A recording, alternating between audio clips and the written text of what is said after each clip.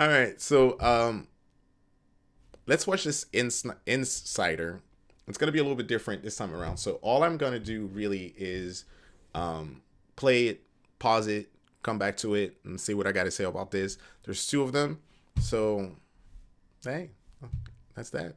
Thank you very much for joining us on this one. Click on like if you like this video, subscribe if you want to see more, comment down below so I can hear what your opinions are. I'm Darius Sadigian, Studio Director at Rocksteady Studios. My name is Axel Ribby, and I'm the Game Director here. Eyes up, people! Let's go. At Rocksteady, storytelling and character depth are the core DNA of our games. These are not features, but Rocksteady fundamentals. With Suicide Squad, Kill the Justice League, we wanted to tell a new story. We wanted to expand the Arkhamverse. Coming from Batman, where it was just from his perspective, just from his lens. Now getting to see the world through the villain's eyes was really the hook for us. Suicide Squad Kill the Justice League is a third-person action shooter that can be played solo or with your friends. It's a story-driven game that highlights Rocksteady's experience in bringing characters to life. As a Suicide Squad, you'll be forced to take on an absolute impossible mission. You must kill the Justice League. We want the mechanics of the game to really reflect the personalities of the squad. I'm always first on the trigger. We want their moves to be flamboyant, exaggerated, chaotic. Let's make like cheap chewing gum and not. All right, so they say that they wanted to make the game chaotic, and I would say that that's something that they seem like they achieved very highly. The rest, it's up to discussion. Stick around. Now, our 4 members of Task Force X find themselves inside Metropolis. At twice the size of Gotham City in Arkham Knight, it's big, it's loud, it's a battlefield. It's a place built for verticality, mobility, the unique fusion of enhanced traversal, gunplay, and melee weapons, creating a supervillain empowerment that we think is a totally original gameplay experience. Okay, so they talk about a new gameplay experience. They talk about the map being this big. Of course, the first thing that most of us notice is that, yeah, there's a lot of purple things to kill on the map. But except from that, it seems like there's not much, if I'm mistaken. At least they haven't shown me much other than purple purple pimples. Purple zits everywhere. Anyway, I'm just going to call them purple zits. Purple bubbles. There was just an opportunity there to expand into co-op and have this dynamic world where friends can come together to share an experience. Or players can go solo, switching character members between missions while savoring each and every story twist. Do you feel it? The swell of pride for what we have accomplished together. We want to welcome you all to the first episode of our new series, Suicide Squad Insider, where we will provide a deeper look into Suicide Squad Kill the Justice League. Over the next few months, we'll be unpacking the game, answering your questions, and sharing a few surprises as we move closer to our launch on February 2nd. We'll also cover how Rocksteady will continue to support the game and its players post-launch with a huge amount of free content. On this episode, you're going to hear from different members of the Rocksteady team as we explore more of the game's story, the world of Metropolis, and the core gameplay experience. Okay, so I'm just going to speak to this, though. It seems like from what they're talking about, it seems like their heart is in the right place. That they want to make a fun game, that they want to make a bombastic game, a game that has a lot of personality. When it comes to these things, I think that it's going to hit the mark. It's going to have a lot of personality. It's going to be big. It's going to be bombastic. The story, the characters, I think, yeah, they definitely are capable to make interesting characters. The big hung up for me so far is the gameplay. Now, they talk about supporting this game with a lot of free content. That is probably, I hope that it's the reason why we got everything purple. That's like their first season or kind of like first content, and they hopefully plan to have more content that's going to come out that's going to change the landscape of the whole map, expansions kind of thing, right? Or even more like a story DLC or something a little bit more, has a little bit more meaning, that has a little bit more meat on it. And I think that at this time, if they're able to convince me of that the whole city will change, the whole purple thing will disappear, replaced by another villain or whatnot, a new storyline, maybe that is the redeeming factor.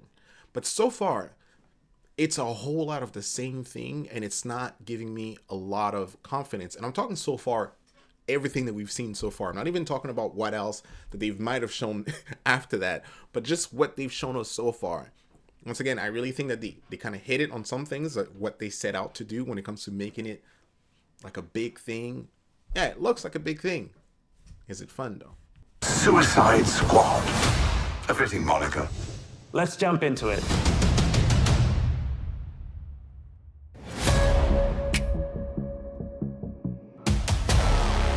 Normally, when you make a game in a superhero universe, the protagonist is the best person for the job.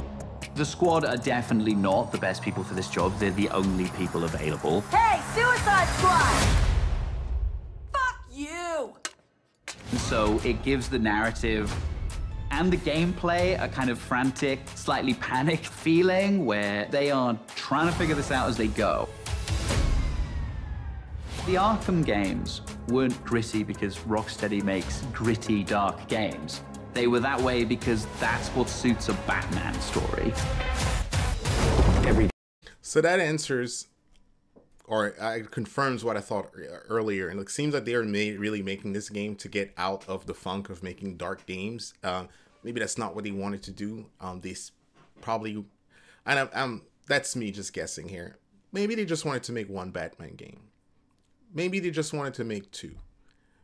Maybe Arkham Knight was not something they were super excited at working at. I don't know. But it seems like they're trying to do everything they can to move away from that tone, but still staying within that world. So definitely, you know, I don't know who was it mandated that they make a game that someone makes a Suicide Squad game. I don't know.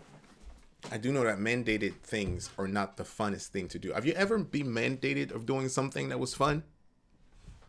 So that's an industry issue. We'll talk about this a little bit, you know, in length in another video. But yeah, this is what is a little bit scary about this whole thing, is the fact that everybody loved what they did so much, and what they are doing right now could be totally fun in its own right. But it's such a big departure that I think that's the reason why people have a hard time swallowing it and being open-minded to it. But it might not be the only reason. The game we approach that with a similar mindset of just like, how do we enhance that experience? How do we excite players in new ways? Yeah, new criminal record! For the studio to try something new and stretch our legs at a shooter first and with the high, powerful traversal elements was coming out of our comfort zone somewhat, but we wanted to see what we could do to put an Arkham spin on the action shooter space. Now get your damn gun out! In true Rocksteady style, the cinematics are kind of the heart of our story. It's the most cinematics that we've ever done, and every one of them is crafted to perfection. We're not just trying to do what we did before. We're making something which fits the source material that we think will make for an interesting story, but will feel different. Every scene is made to perfection. I know there's some people out there that might hold that to might take you up on that and actually do scrutinize every one of those animations, but they're confident. They feel like they're very confident in what they're putting forward. I mean, what else is there to say when someone is very confident about what they're putting forth? I just wish I could share that confidence. To introduce you to our story, let's jump into an early part of the game. Amanda Waller, the director of the government agency Argus, sends the team behind enemy lines into Metropolis. Harley Quinn, should you not be more cautious? Justice, and the first thing they think is,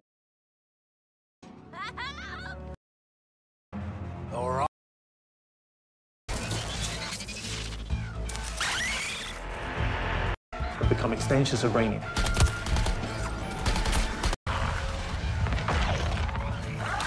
Just because I don't feel like wasting anybody's time at actually doing the whole thing, because it's 20 minutes, we are gonna skip through it. We're gonna edit through it. But right now, you know, the first part of the whole thing about, you know, how they're getting their weapon and how they're gonna use that for traversal, that's great, because we all know that okay, why are they traversing like that? Now they're giving us a reason as to why Captain Boomerang is just zipping around very fast, kind of like the Flash. Story reason for that, so that's always good to see that there's a story reason behind the traversal.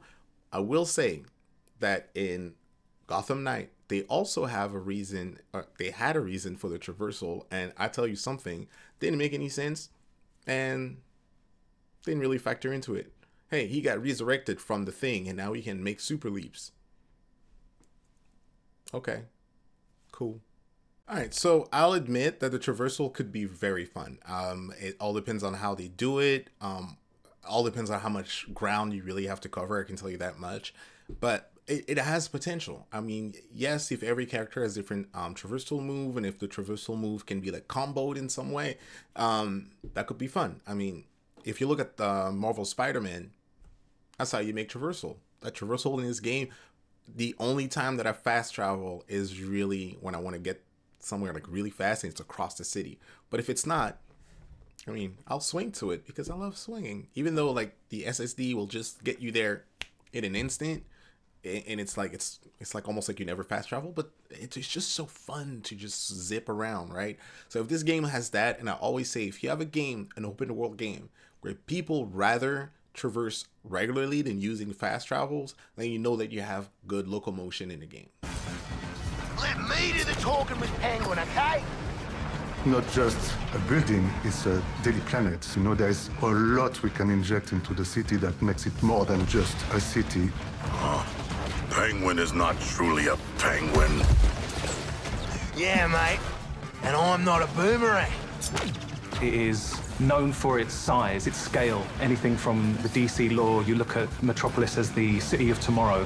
When did Penguin get out anyway? Out. He was barely in. Money talks, creeps walk, you know? I hear that. It's just a great way for players to experience Metropolis in a new way. Traversal is at the very core of our game. You will need to be on the move and master each character's movements if you want to succeed. Harley's grapple is made to let her take advantage of the environment to quickly get out of troublesome situations. Or she can use it to quickly close the distance to introduce them to her baseball bat. Swinging from the background lets her circumvent the trooper's shields and flank them. It can also let her catapult herself into the air to shoot the corrupted from above.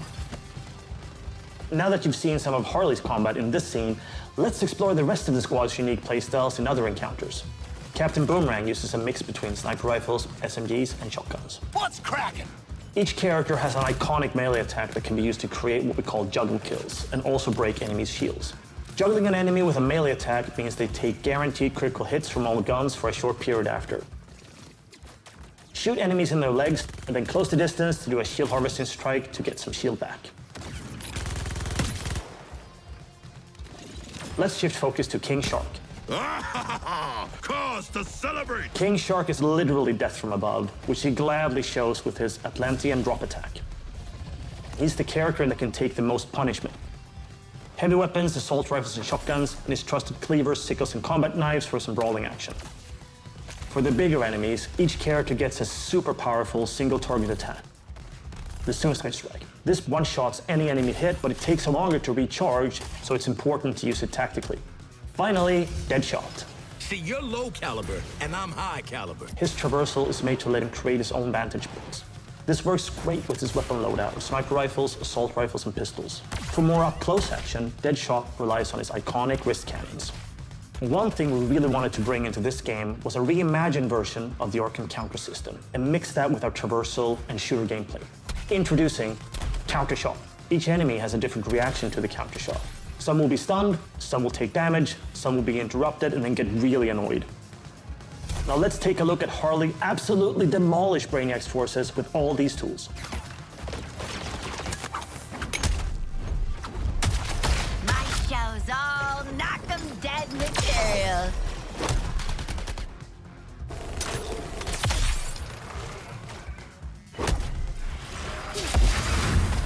Oswald Cobblepot, my man. Do we have a job for you?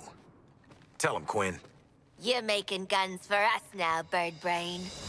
Thanks for joining us for episode 1 of Suicide Squad Insider. All right, so that kind of puts it into perspective, right?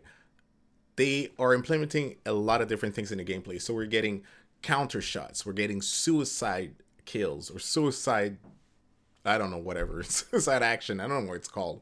But those seem to be like, okay, gameplay elements, right? So if you look at it, it could be very, very fun or very chaotic and a big mess, because what it seems like you have one type of attack that you can use to be able to regenerate your shield. You have a melee attack that you can use to be able to basically put a buff on the character, right? So either that they might be stunned, or they might take more, actually your guns do more damage. I think this one, the melee one, does that your critical damage is actually increased on your gun or something like that.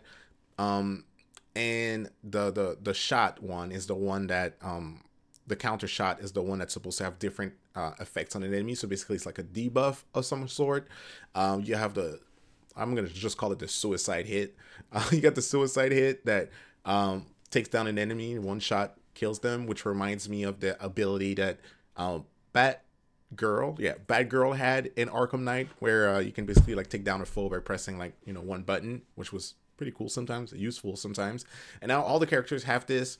The traversal mixed with the fact that they have their own move set can make it interesting. I mean, if it's easy to pick up but like hard to master kind of gameplay, that might be fun to start a character and then, you know, learn the intricacies as you play the game.